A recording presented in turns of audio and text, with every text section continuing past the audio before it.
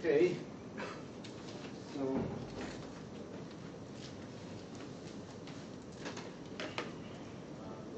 it's time to start.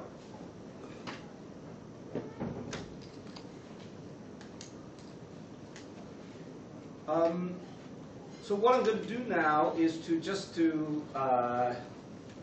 deepen our understanding of the stuff that we discussed on Tuesday. So yesterday you have the homework, right? So is there anything about the problem set that you want me to explain one more time? So yesterday we had the problem set 5, right? So he went through the answer key. So is there any? Okay, maybe I can in fact just quickly. I think this is the answer key. So is there anything in particular about the problem set that was problem set 5, right? So problem set 5, there was this problem set 5 key here that was discussed yesterday, I suppose, right? Is there any questions? Evaluation here, three country world, fixed exchange rate, current account surplus, advisor, fixed exchange rate, IIXX. Are there any questions? Okay, if there are no questions, then I'll just move on, okay? In fact, in the very last class, meaning on the 29th of November, which is next Thursday, I'm going to summarize things a little bit. So I'll tell you what are the techniques that you have to remember. Okay, I'll devote at least half an hour in the very last class to summarize things and tell you how to do analysis. Okay, if you're given a problem. Okay, so that's what I'm going to do. So therefore, let me just recap.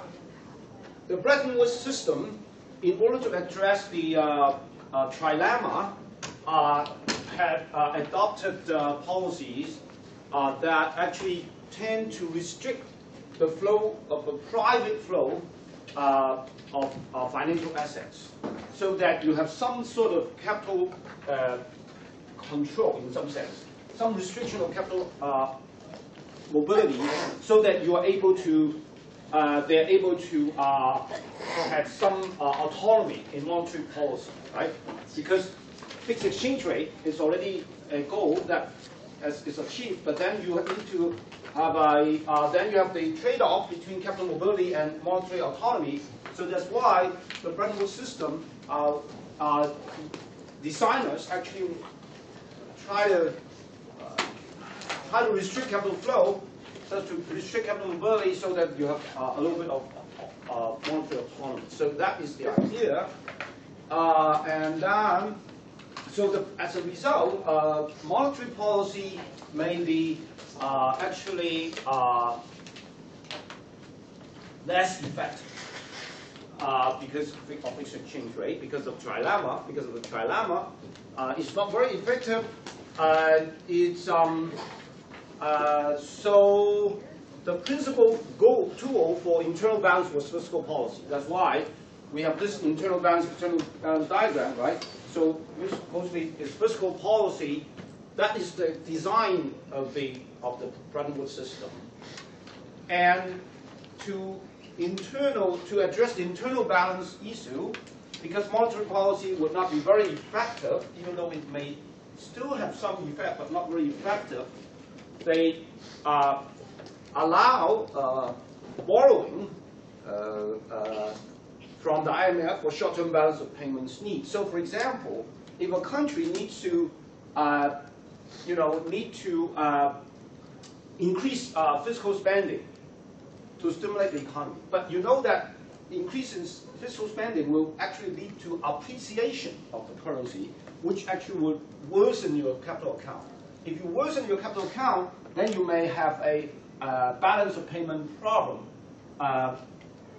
You lose reserve. Your country will lose reserve. As you know, balance of payments is equal to the current account plus the non-reserve part of the financial account. So assuming that the non-reserve part of the financial account is relatively stable, then your current account deficit will actually translate into balance of payment deficit. It means that you actually lose reserve unless other central banks are helping you. But if other central banks are not, intervening, then you have to take care of it yourself. You lose foreign reserve, so the IMF will actually lend you money temporarily, so that you are able to take care of your balance of payments. Is that clear? Is this point very clear? This point is actually quite important. Okay, current account balance, current account deficit translates into balance of payment deficit. Oftentimes, if your currency is temporarily overvalued, okay, temporarily. So the IMF will help you. You lose reserve. The IMF lend the central bank reserve so that they have enough foreign reserve to fill the payment gap.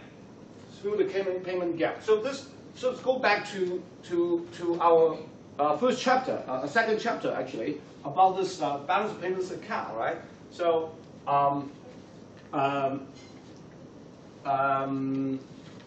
so now you understand why I hope you understand this better, right? The balance of payments is equal to the current account plus the non-reserve part of the financial account,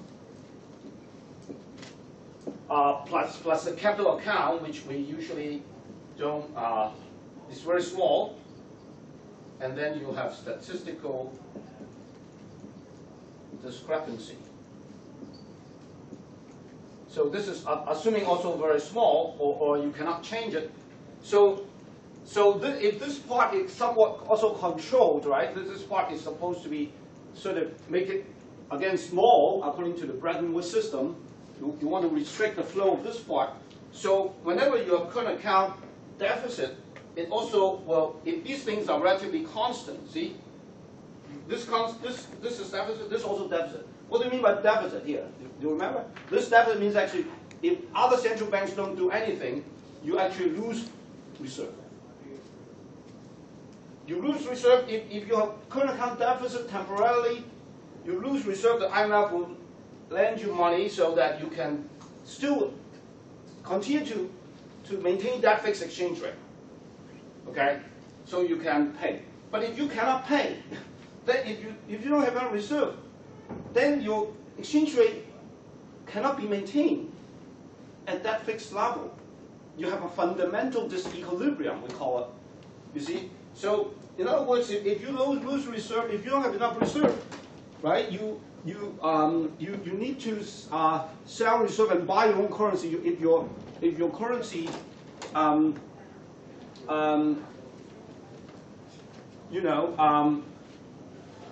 is overvalued, you want to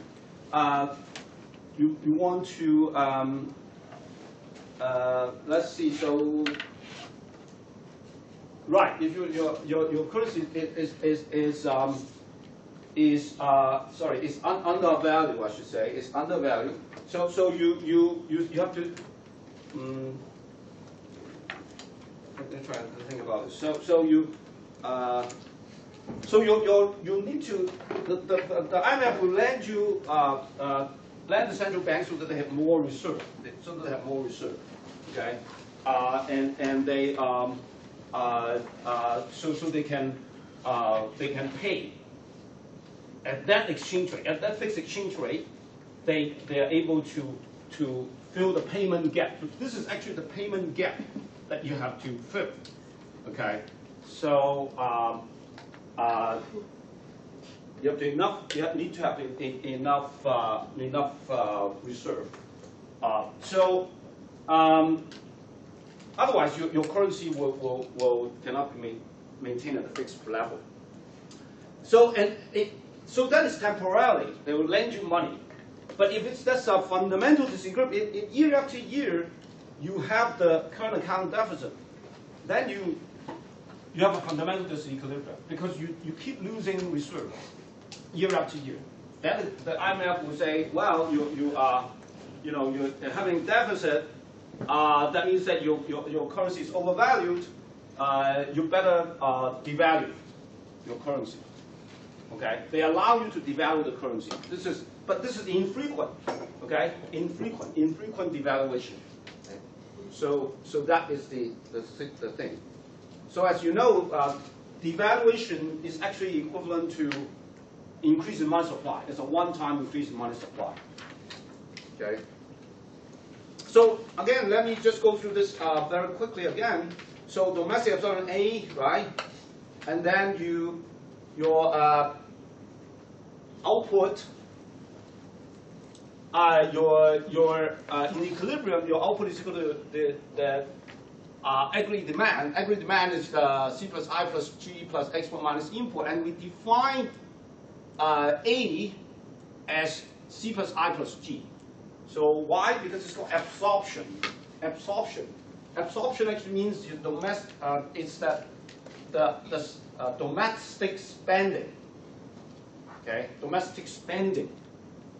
Okay, consumption spending plus investment spending plus government spending. Right. The export minus import part, it's just the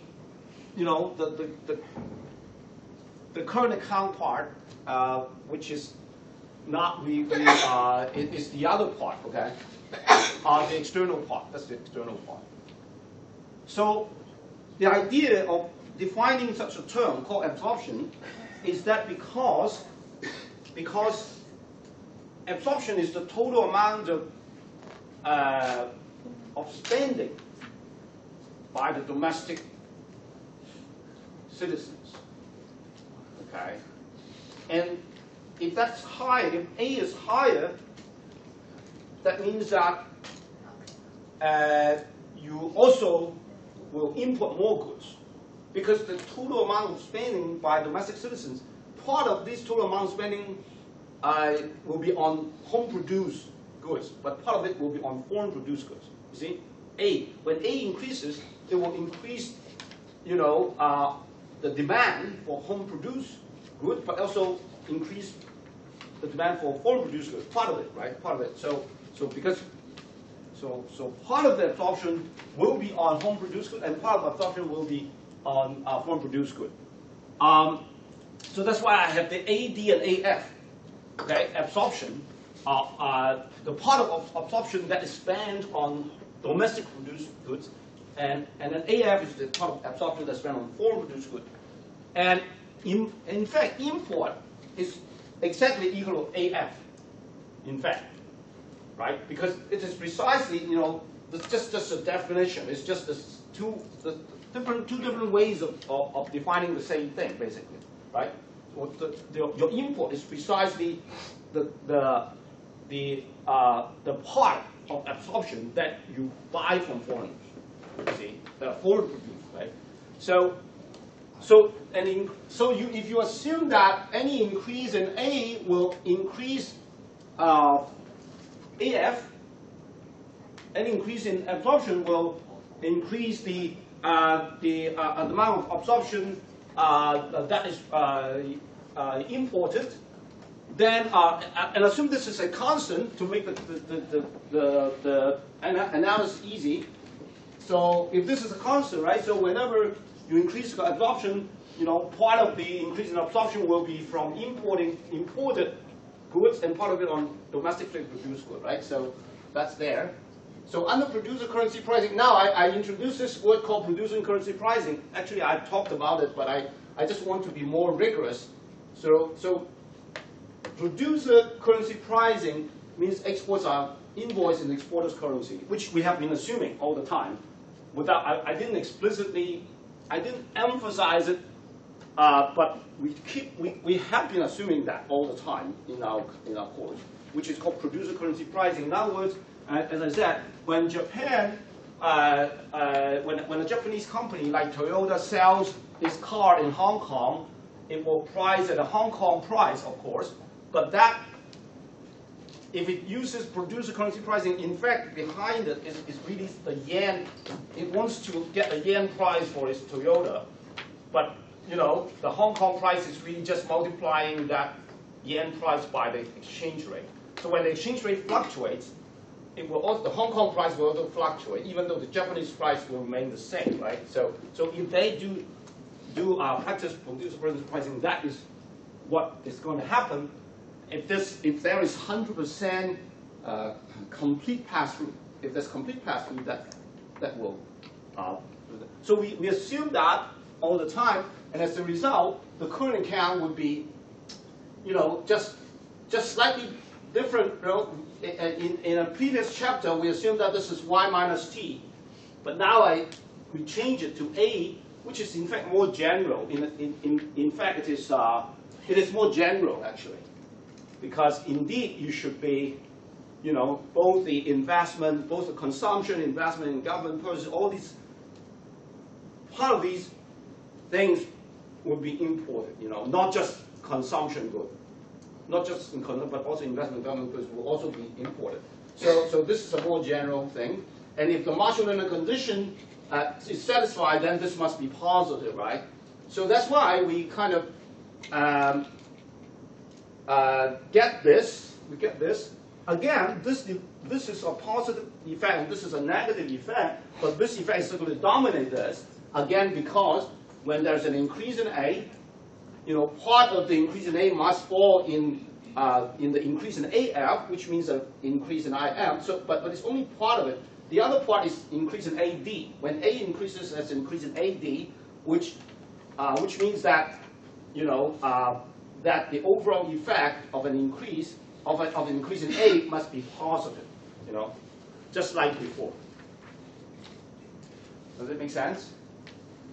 I want to make sure that you really do understand this. The logic is just very similar as before. In the past, we emphasized that this is y minus t, and this A is actually just, you know, C plus I plus t, but then I and G are, you know, just totally home produced, you know, which actually is less realistic, actually. So now we assume that both I and G, some of them are foreign produced. So we have that, and so as a result, let's see here. So consider changes in A that are caused by changes in Y or T. Sorry, this is a typo here. Changes in G or T. I'm sorry, that's a typo here.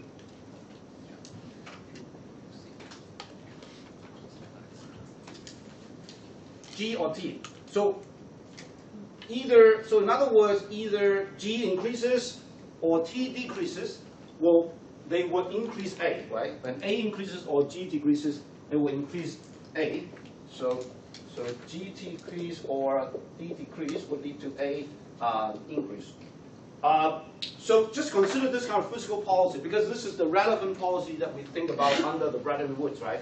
Under Bretton Woods, you think about government, increasing government spending. So the question is, what adjustment in E are necessary to restore external and internal balance? So you have two policy tools. One is the fiscal policy, which is increasing, which is changing T or G, and the other is a possible devaluation or evaluation or revaluation of the currency. So that is relatively infrequent, right, according to the Bretton Woods system. So as so an increase in G or decrease in T leads to an increase in A. So therefore, an increase in T, increase in G or decrease in T, your import will increase. What that means is that so what that means is that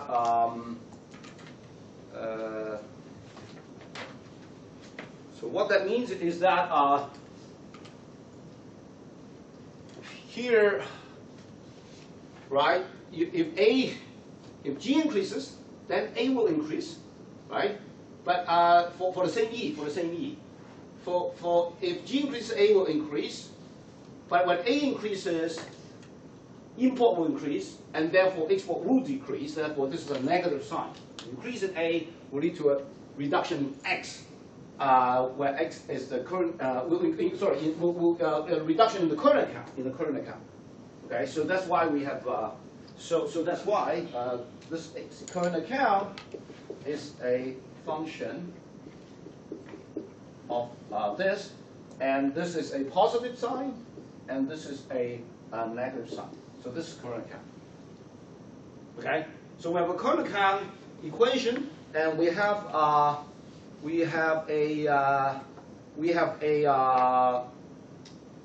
output equilibrium. Okay, we have the aggregate demand is equal to EP star P and then A. That's the aggregate demand, and that is plus and minus here, plus and plus here. Okay. So in equilibrium,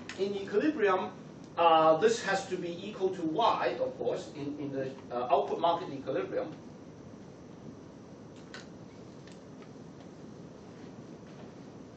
In fact, short run, you remember this is coming from the, the Keynesian.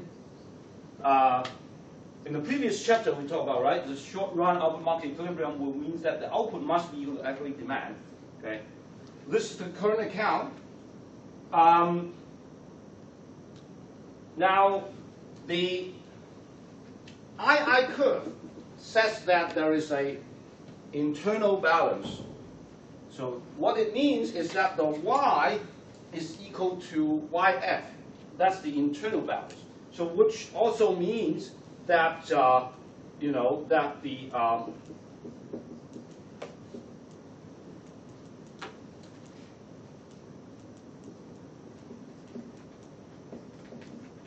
is equal to YF. That's the II curve, right? So this is plus, and this is also plus. This is the II curve. This is the II curve. Internal balance means that Y is equal to YF. External balance says that the current account has to be a constant, not too large, but just maintaining it at a certain level that the most preferred by the country, let's say. Okay.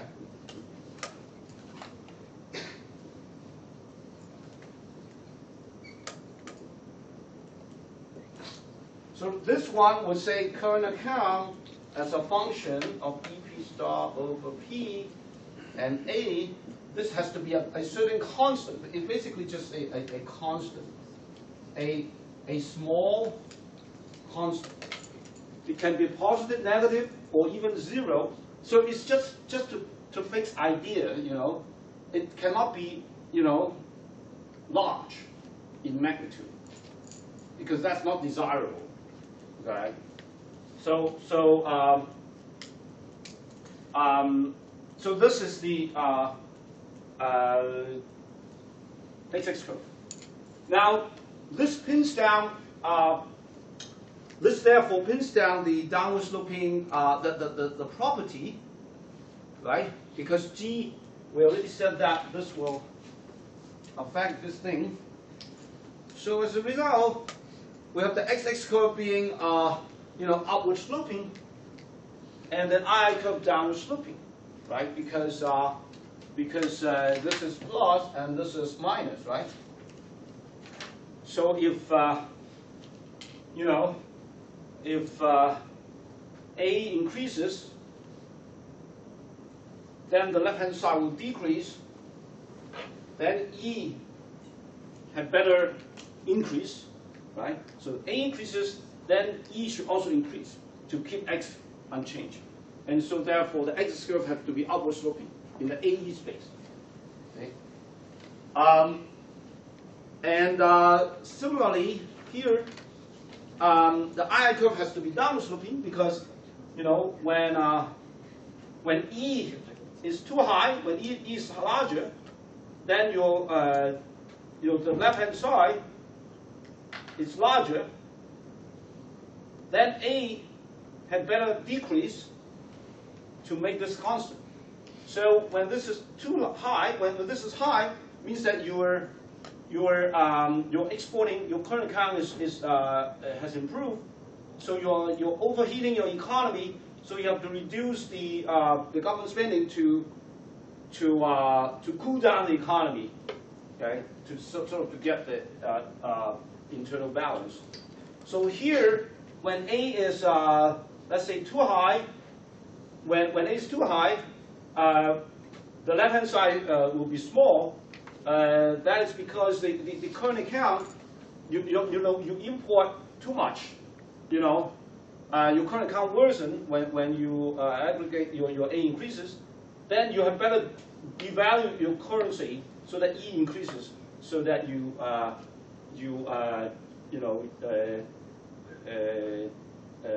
to balance the current account. So this is all translates into this, right? So again, you have an XX curve here. The way to interpret this is I've already said that before. So this is the XX curve. This is E. This is A. Right? This is external balance. That means that the way to think about it is the best way to think about it is for the same A. Think about how the current account will behave.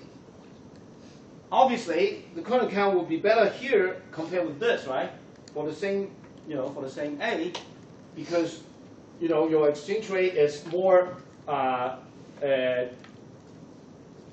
Your exchange rate is more depreciated when this is higher. Then your current account must be better. So your current account here must be greater than the X. If this corresponds to current account equal to X, then this must be greater than X because your E is higher for the same E. So here, if this is current account must be less than X. So what that means is that you have a excessive current account surplus here. Right, excessive current, it's exactly what is said there. Excessive current account surplus. Here, this is your excessive current account deficit here. Okay, and then if you look at this other curve, this is the II curve, and this is E, this is A. Again, this II curve corresponds to Y. It corresponds to what? It corresponds to Y is equal to YF, right? So now, how do you interpret this curve, right? Okay, so you say, okay, well, we know that for the same E, if A is larger, increase in A is stimulated. It's a stimulated policy, right? So if A is larger, then the output must be higher for the same E, right? For the same E, this part must correspond to a higher output than this, because this is a short run thing, right? So this is a short run. So this is long run. If your output is temporarily higher than your full employment level, then you're overheating the economy, right? So here, in other words, Y must be greater than YF, and this is Y must be less than YF, because your absorption is higher. Your spending is beyond your absorption. Okay. Absorption is, as I said, is the total spending by home residents. Your absorption is too high, you're overheating the economy. So this is overheating the economy, overemployment here, underemployment here. This is precisely what I have here, right? So these are discomfort, symptoms of discomfort. So what is the implication? Can anybody tell me why is it bad to, why is it bad to have excessive unemployment, right? Everybody knows it's bad, right? Excessive unemployment is bad. Why is it excessive overemployment is bad? Why is overemployment bad? Anybody? Inflation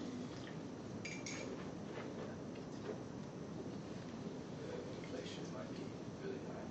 Yeah, usually it comes with inflation. Yeah, usually it comes with inflation, and because you know you have your capacity is already reached, and you continue to rev up your machine. You know, you just the economy cannot catch up. You know, then it will just bid up the general price level. Just as simple as that. You know, the aggregate demand is more than the aggregate supply, and so you just bid up the general price level. Inflation, you don't want to have that kind of thing. So what about excessive current account? Excessive deficit. Why is excessive deficit not good? Current account deficit. Yeah, you need to repay your debt. In the future, you have the interest burden, especially if you're borrowing from expensive sources. That would be not good.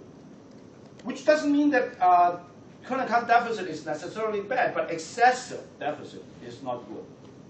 And especially when you persistently have too high a current account deficit, that's a problem, because year after year you owe people money. You know, that's not good. But what about excessive current account surplus? Why is it bad? You're lending people money. Why is it not good?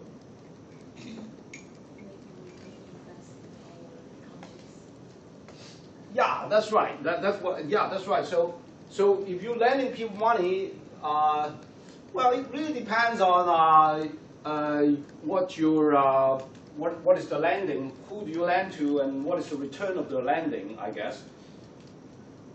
If you just lend by buying some foreign government bond that has very low yield, then that the return is small. Then that's not a very good allocation of your resource. You might as well just use your money to invest domestically, right? That's one thing. But suppose you, this thing aside, what other thing would you think of that of excessive current account surplus being not good? Anybody? Political issue. Okay, yeah, good. Can you elaborate a little bit? Our country may have a persistent current account deficit. They may ask you to give some pressure to you to decrease that surplus.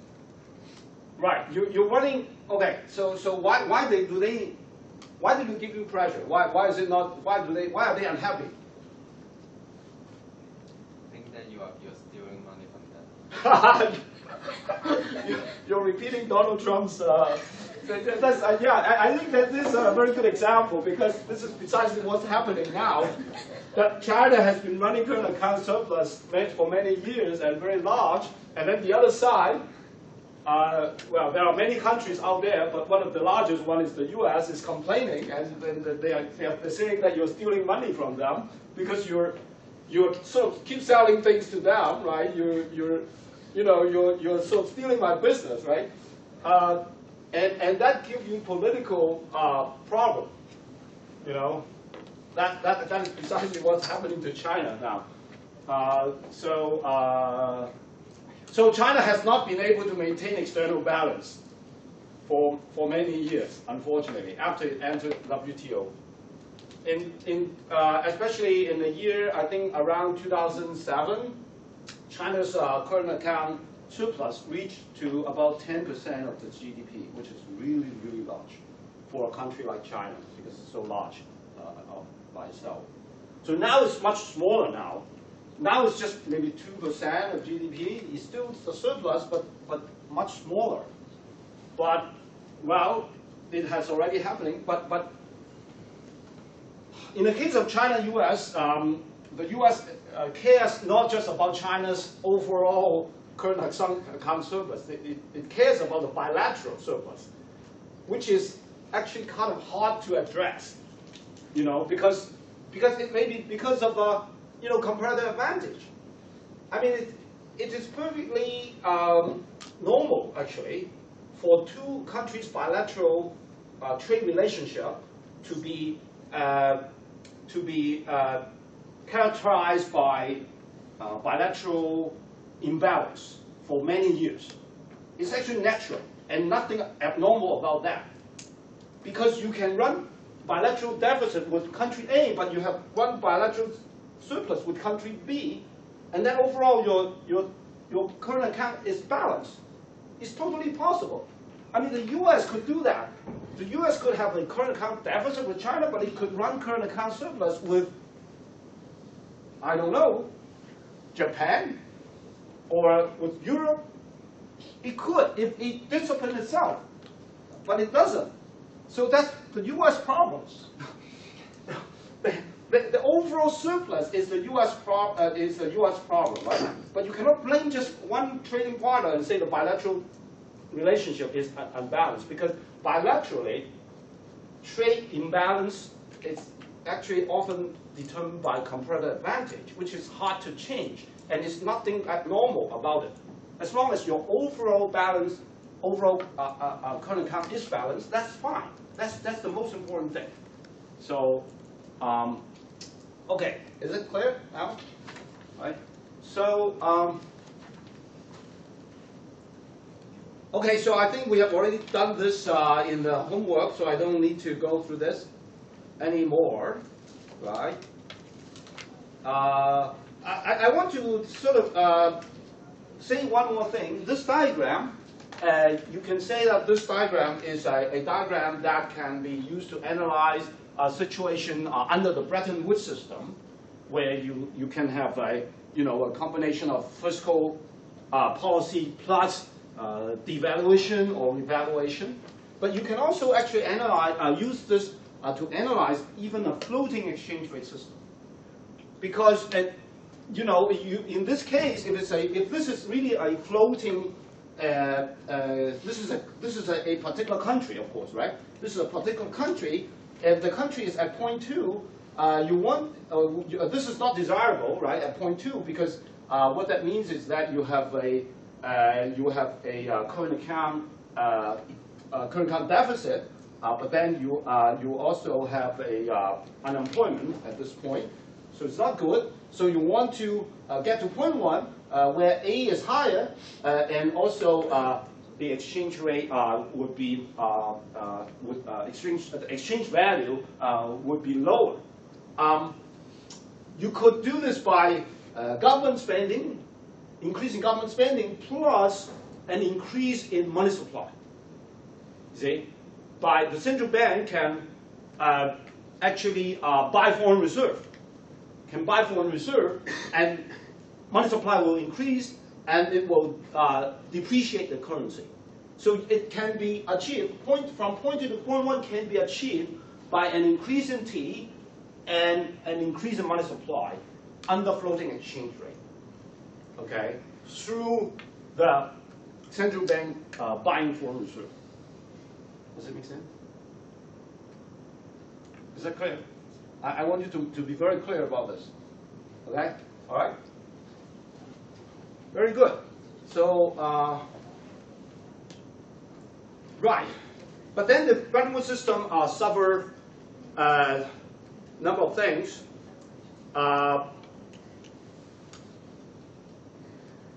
There needs to be occasional devaluation or revaluation. But speculators try to take advantage of that. So that is the problem. So I think when the designers of the Bretton Woods system, didn't foresee this thing. They didn't foresee the activities of the speculators to be so ferocious, and once you have speculation, then we have talked about this, right? Sometimes the speculation, the balance of payments crisis can be self-fulfilling, So you might have balance of payments crisis if the market believe that your exchange rate, your fixed exchange rate is not sustainable or not the right one, and that can be self-fulfilling. So, but that is actually one issue. One issue is that lots of speculation and things like that, and the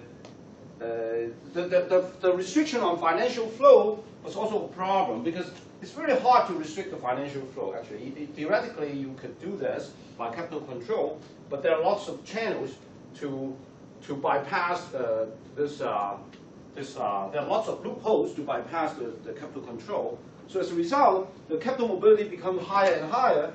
So remember, if you have fixed exchange rate and then you have the capital mobility, then your monetary policy becomes like just less and less effective. When your monetary policy becomes less and less effective, then you're always under a fundamental disequilibrium, right? So you have external balance, but you may not have internal balance. So you or both, okay? So you're always not in the bliss point anyway, right? So countries are forced, because countries after the Second World War have become more and more democratic. So they have to respond. Government have to respond to the people more than before. So they have a political imperative to achieve internal balance more, okay? Because unemployment is a big deal. Otherwise, your government you lose your office or something. So internal balance becomes the first priority. Take over external balance. But once you have that, then you have fundamental disequilibrium. You have a balance of payments problem, and then you have fundamental disequilibrium. Then you keep borrowing money for IMF, but you cannot keep borrowing forever. So you have to devalue your currency. You have to change your exchange rate. So this is a lot of fundamental disequilibrium going on. So that's the problem, you see. So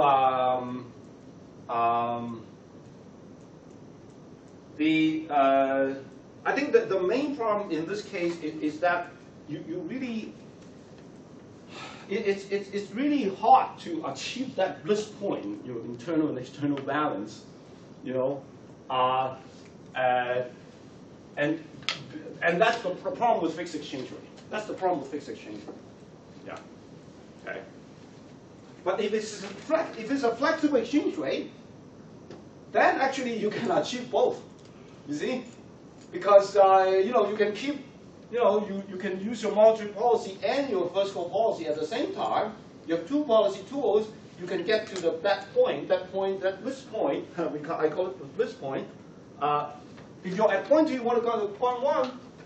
Under flexible exchange rate, as I said, you have two kind of policy instruments. One is the G, and the other is the MS.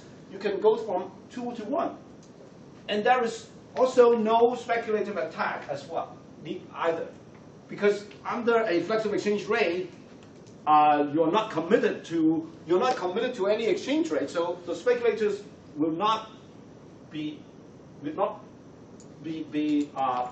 attracted to attack the currency. So that actually is a virtue of flexible exchange rate. Okay. So so this whole idea of the Bretton Woods system having a fixed exchange rate has become unsustainable. This whole policy experiment is just not sustainable. But the unsustainability was not so clear until even the U.S. get into problem. I mean, it was tolerable up to a point, but then once the U.S. get into trouble, then they lost the last straw. Okay, so that, to make the long story short, the U.S. situation is that it has a current account of deficit. Its currency is considered overvalued compared with the other countries. When you have a current account deficit, it means that your currency is kind of overvalued. If you keep having that current account deficit. So in other words, that commitment of $35 US per ounce of gold is actually overvalued exchange rate for the US dollar. So each ounce of gold should buy more US dollar, actually. And because of overvalued exchange rate, so, our previous model can be used to explain that.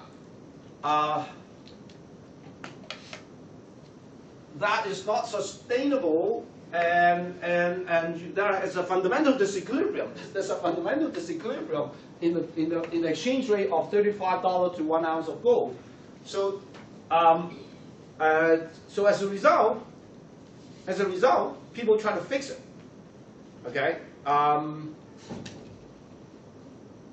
So to make a long story short is that you want to fix it. So they want to devalue the US dollar. So they did try, actually. They did try, and so they actually tried to devalue the US dollar to $38 per ounce. But it didn't work. It's still considered to be still not sustainable. So you see, you remember when under our model in fixed exchange rate, when you have a fundamental, if the currency is considered to be overvalued, then people would what? People would sell your currency and buy other currency. In this case, they sell US dollar and buy gold and get back gold. Okay, because it's $35 per ounce of gold. So they think, yeah, it's worth less. Okay, it's US dollar is worth less. So I'd rather sell US dollar and buy gold. So try to exchanging dollar into gold. And remember, under the Bretton Woods system, the US government promises to exchange. Anybody come to the US Federal Reserve to get to pay the Federal Reserve $35 US, they'll get that 1 ounce of gold. So people just keep lining up to the Fed and get the gold. So eventually, the U.S. doesn't have enough gold. And so this is the typical balance of payments problem, a capital flight, actually. It's just a capital flight, really. So it's not sustainable. So at that time, President Nixon of the U.S. decided to close the gold window. They call it close the gold window. Means the U.S. just stopped honoring that anymore. It's just not sustainable. Balance of payments problem. Capital flight. So basically that is the long story, make the long story short, okay? That's the collapse. That's the collapse. And then as a result, the US closed the gold window. Once you close the gold window, then the fixed exchange rate is no more. Right? Then collapse and then get to the floating system because there's no leader. Everybody just for himself or herself. So that's the thing. That's the situation. Okay. Is it clear? Yeah. So would the system have worked if it was not based on the single currency? If it was not founded on a single currency like the US dollar? So such as what? The SDR. Okay, interesting. So I have a basket of currencies. Basket of currencies. So in other words, you're saying that everybody just try to pack to a basket of currency.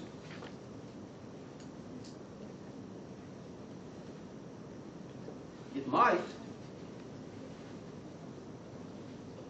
might have worked, but it needs more coordination about the different central banks, right? If there's a basket, let's say, let's have a basket of 50% US dollar, or maybe less, maybe 40% US dollar, 30% of euro. Well, now there's euro. At that time, there's no euro. So at that time, it could be a certain percentage of dollar, certain percentage of British pound, certain percentage of German mark, or certain percent of yen. But then it's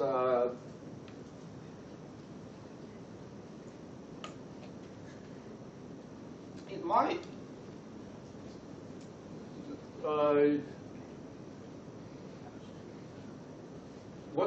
So let me ask you, what do you think might be the problem if this is the case?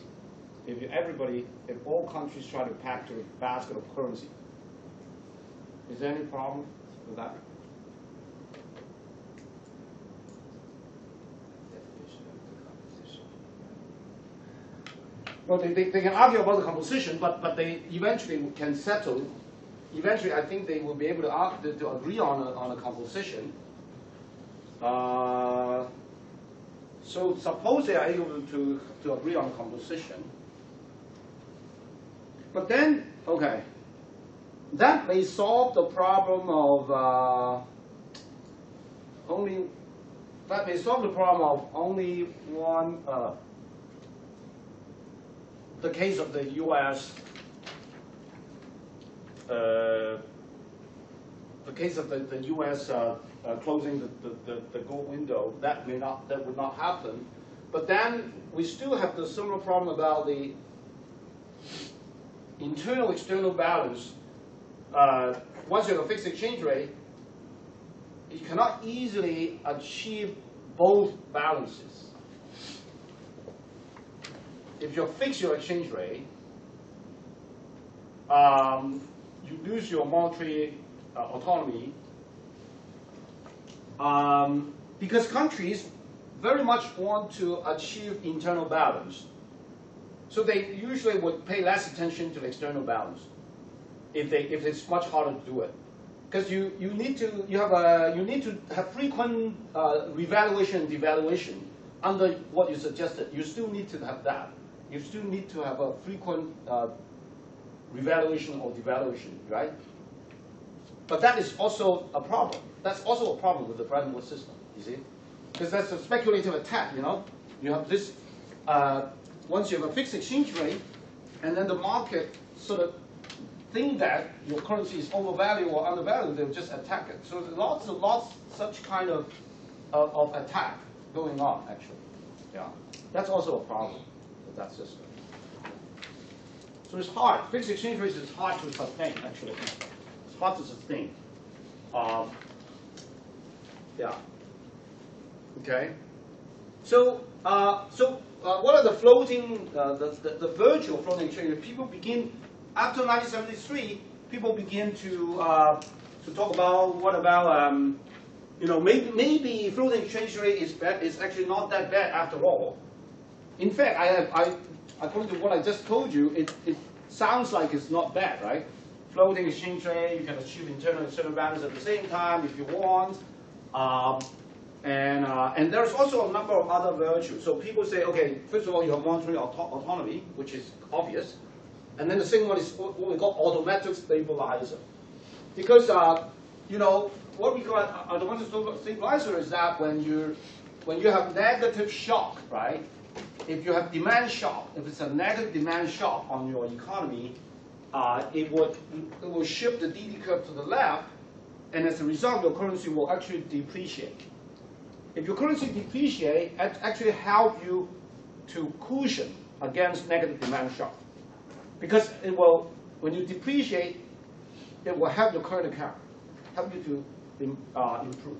So that is called an automatic stabilization. Okay, it reduces the so-called fundamental disequilibrium. Okay, so here is an example to show you why. The upper panel is a floating exchange rate. The lower panel is fixed exchange rate. It's very, very simple, actually. So suppose you have a negative demand shock, meaning, for example, foreigners are less interested in buying your goods. You just export less because maybe foreign countries are suffering some recession or something. They're just less interested in importing your good. So your export goes down. Your export goes down for the same E.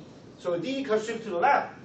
As a result, you have output reduction, but you have an exchange rate depreciation. So that actually leads to Y1 to Y2, right? You still have a a output reduction. However, it's actually better than under fixed exchange rate, because under fixed exchange rate, this curve shift to the left, but then because you're committed to the exchange rate at E1, you actually have to contract your money supply. You have to contract your money supply by selling foreign reserve in foreign exchange market. And then your output actually will fall even further. So floating exchange rate is better in that sense in the face of a negative demand shock. So this is called the automatic stabilizer. Automatic stabilizer. Okay. So the concept of automatic stabilizer is very common. In macroeconomics. There are other contexts in which there is other kind of automatic stabilizer that people talk about in macroeconomics. So you just so the system itself has some mechanism that automatically kind of create a buffer to negative shock, basically, just like that. Okay. So, well, yeah,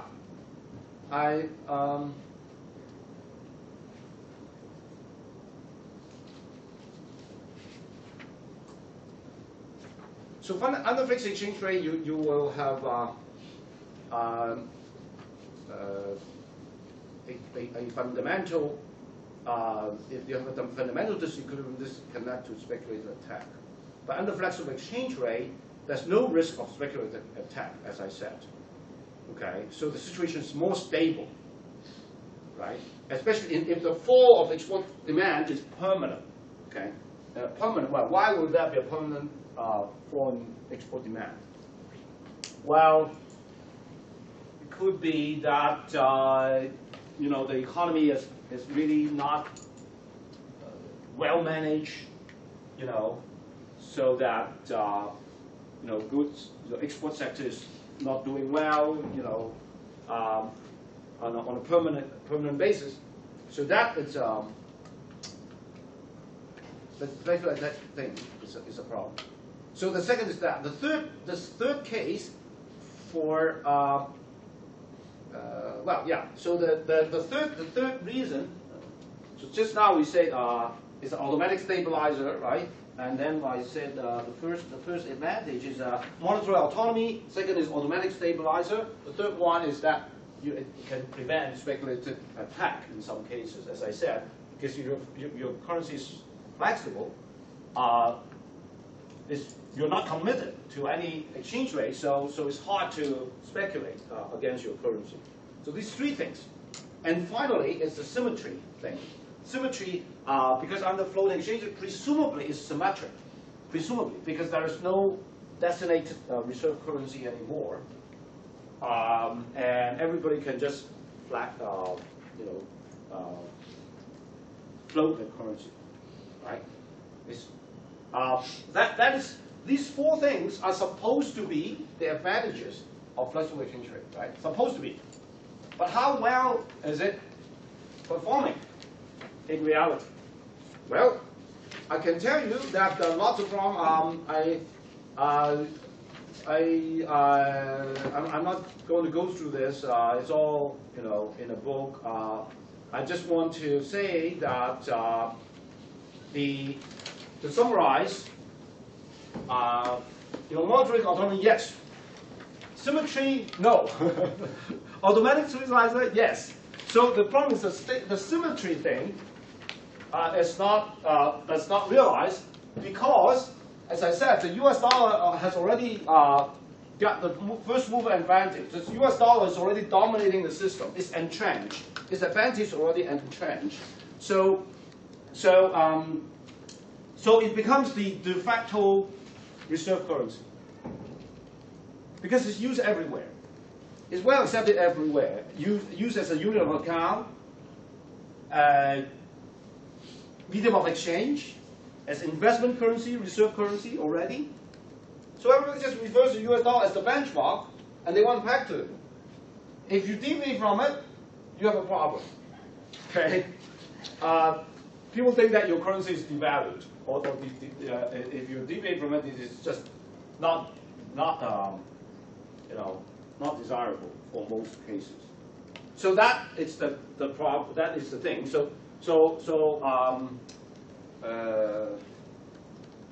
What's the future of the international monetary system? Okay, so basically this is the end. Is there any question? Any question? So this is a lot of these. The rest of the chapter is very verbal, very straightforward. So I think you can mostly you can read it yourself. And I've already sent you email telling you that there is some boxes that you have to read in these chapters, but not all the boxes actually. So those boxes that I did not say you need to read, you don't have to read. Okay. Okay. All right. Any questions? Okay. So I'm going to give you back the midterm. Okay. So and then I'll go to think quickly. Julia Mueller. Lai Chi. Okay. Ah, that's you, right? Lai Chi. Okay. Lam Wai Yi. Yao Chi Yo.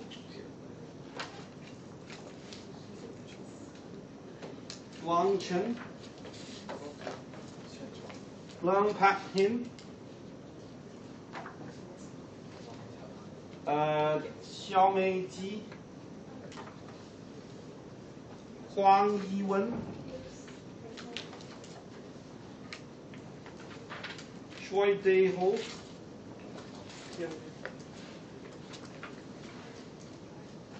Let me see. Lee. Is it Kevin? Yeah. Okay. Sarah Pinaro. Ko Lok Sang. Chen Chen Wei. Why?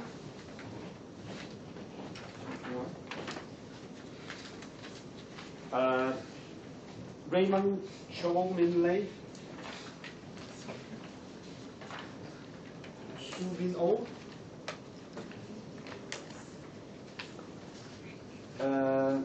Manika Mishra. Leung Wing Hong. James Lotz. Chan Ho Yin. Mac Yu Yan.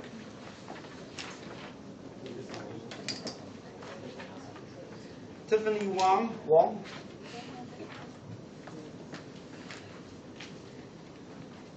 Hilda Fortin. Jiri Kuba. John Mueller. Wu Ming Chong. So Chuck Hay.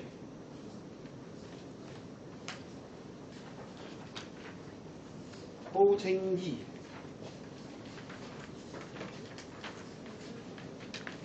And Saurabh Mishra. Okay, so now again, if you're doing good, you have done well, I congratulate you. If you see that you are not doing that well, don't be discouraged because you still have the final exam. And then you also, remember you have the homework, you have done homework, right? And that actually, most of you have done well. So if you work hard enough, you'll be rewarded. So basically that's the idea. So so right now, I can give you the grade that is just corresponding to midterm 2, not including the homework. Okay, just the midterm 2. I give you the just the some idea. It's just some idea. Okay, so so this is midterm 2. And then, so if you have 80 greater than or equal to 88, you get an A plus. And then if this is 83, and then 78, I think I'm just going to just write 68, 63, 58, 53, and then 48. It's actually just the same system as last time, but people have done better this time. So 43, 38, and if you're below 38, then you have a problem. So here, this is A plus A minus, B plus, B minus, C plus, C minus, D, and F. So this is simply just for midterm 2, okay? And this is not not necessarily the same system that I would assign the overall grade. It's just impression. It just give you some idea, okay? This is not necessarily the same scheme for assigning grade in the overall in the course. People have done actually better, considerably better actually. So because the mean is 62.5 now. This is midterm 2, okay? So midterm 1, I can show you the statistics. So this is standard deviation is 14.5, median is 64.3. This is midterm 2. High and low. High is 88.5, and low is 30. And midterm 1, the mean is 57.3. So you get 5 points more on average, which is very good. I'm very proud of you. Yeah, and I maintain the same system. That's why the grade on average must have risen.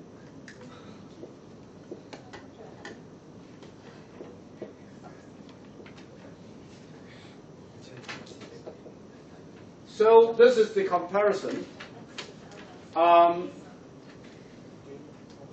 So again, if you, I want to go through the answer key a little bit with you.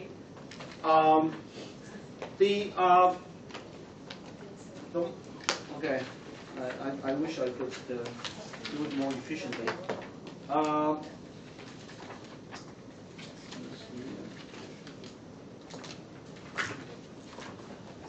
Okay, so if you look at your, first of all, multiple choice,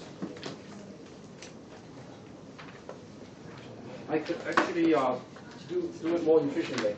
EE, AAC, EC, ACB, EE, EAD, and then AB, AAB, and then A, E, D, D, okay? So this is multiple choice. One to, just following that order. In fact, I think I can actually send you the grade over email as well. I can send you this table over the email if you want. Actually, I will do it. So you don't have to copy if you want, if you don't want to. Okay? So what I want to go through, although I don't have, I probably don't have enough time, but I like to go through the answer key real quick. Multiple choice, I'm not going to go through. You can, again, you have the, if you want to go through the entire midterm, you can either come to me or to the TA. The TA is already prepared to that you will come, and then you you can make an appointment with him, or even go to his office hours, and check your answers. Okay. So here I just want to go through very quickly the long questions. The first question is about temporary negative foreign demand shock. So this should be very familiar to you by now, right? So you have this PD curve shifting to the left, right? It's quite clear. And then with the help of the diagram, money market equilibrium, what are the effects on interest rate? So here, obviously the money market equilibrium is really very simple, because just Y changes, right? Money supply doesn't change. When Y changes, the money demand curve shift. So again, please don't take picture. You can copy it, but don't take any photograph. So basically, it's just very simple, right? The interest rate will fall, and then finally, this is the hardest part, which is about the current account. It asks you what happened to current account. So current account, in this case,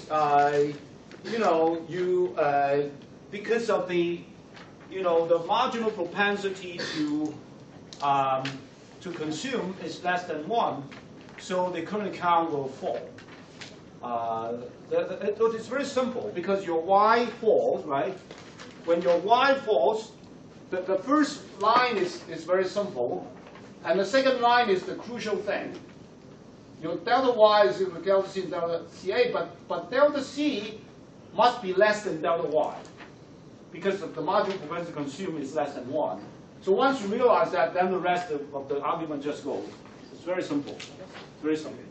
You can explain in another way, but I need you to have that equation. The second question asks you, under flexible exchange rate, there is a temporary increase in money demand. Temporary increase in money demand, right?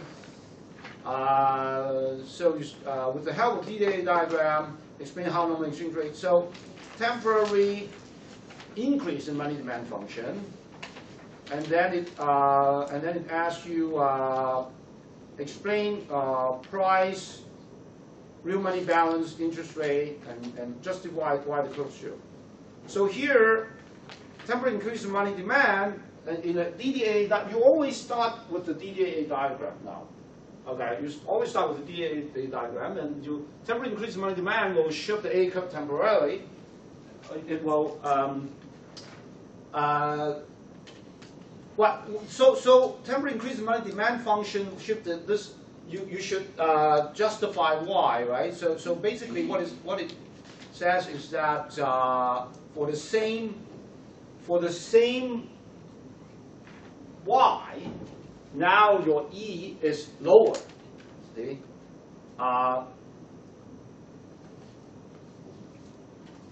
So Y falls and E falls. And then it asks you, what? It asks you to use, this diagram. Now this diagram, I think it's a very interesting diagram, right? So your Y actually, for the same Y1, your L curve shift from L1 to L2, you see? So it shift from here to here. So first of all, is the money demand function shift down, right? It increases. That's why it shift. This is the money demand function shift down. But then Y actually falls from Y1 to Y2, which actually shift this back. So if you fail to tell me that it shift back, then you may have 1 point or 2 points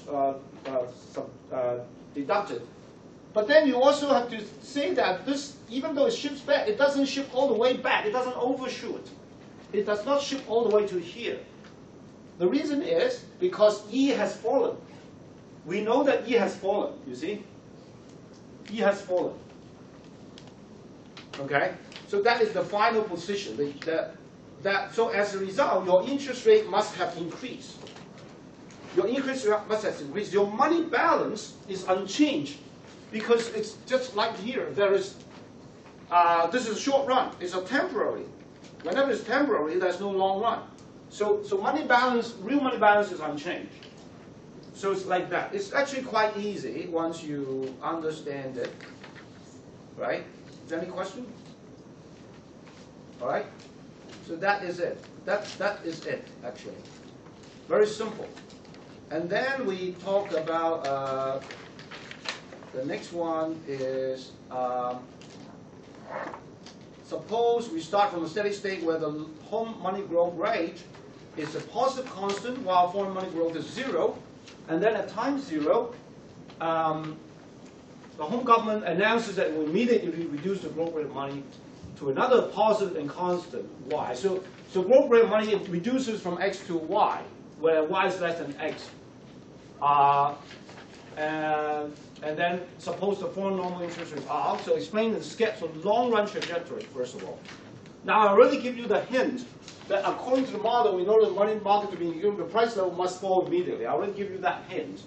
So after you have that hint, then the rest should be relatively easy. So what it means is that I have given you all these diagrams. You don't have to draw the P diagram because I didn't ask you to do it. But the other three is very easy, right? So the log M is just like that. The interest rate will actually fall immediately, okay, from R star plus X to R star plus Y, because your money growth rate is, this is long run trajectory, remember, long run, right? This is the monetary approach. And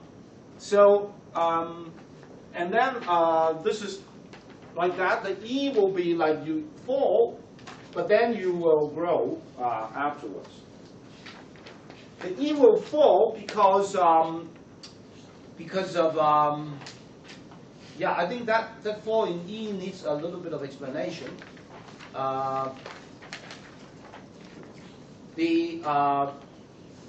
So the change in R can be explained by the Fisher effect. Okay, this is long run, right?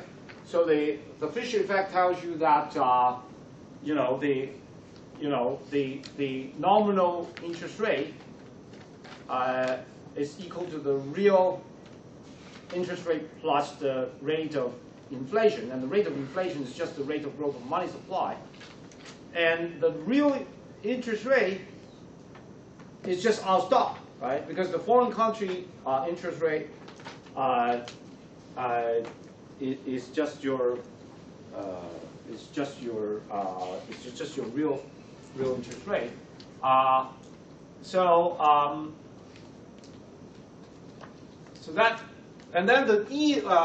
This is a little bit more tricky, but you have to invoke the PPP. So PPP will tell you that the percentage change in E must be equal to percentage change in P. And if this falls, then this also falls. So it's just like that. And then the last one, assume that the home is US and foreign is EU, then I need you to draw some diagrams like this. Now this needs some speculation, right? We didn't really teach about this, but you have the long-run trajectory, right?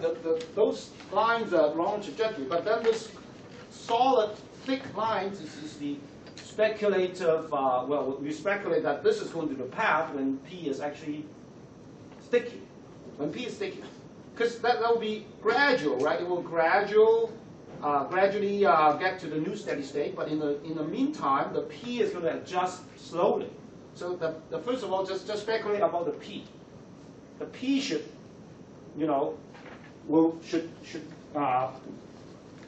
move slowly. And then there is, interestingly, there should be a overshooting. Okay, I think that is the thing here. But this is what you expect. Well, that there is overshooting because the E actually falls, and it has to fall more because the P doesn't momentarily. The P doesn't change. You see, The P doesn't change, it's sticky. It's sticky at that point. At time t0, it's sticky. So the E has to adjust even more according to the